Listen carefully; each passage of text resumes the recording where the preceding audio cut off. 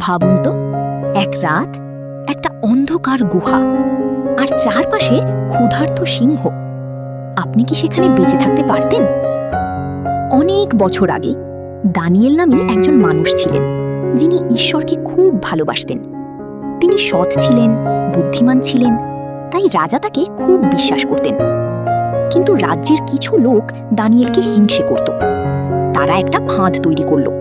তারা রাজার কাছে গিয়ে বলল, 30 দিনের জন্য সবাই শুধু রাজার কাছেই প্রার্থনা করবে।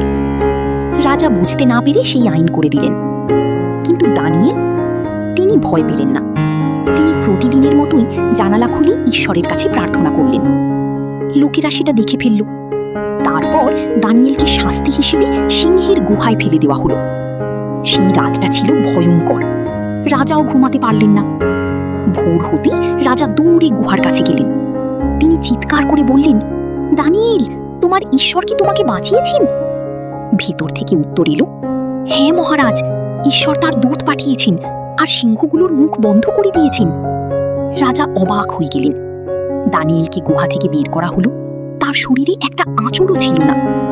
এই গল্প আমাদের শেখায়, যখন সবাই ভয় পায়, তখনও বিশ্বাস সাহস দেয়। কারণ ঈশ্বর অন্ধকার গুহাতেও তোমার সঙ্গে থাকতে পারেন।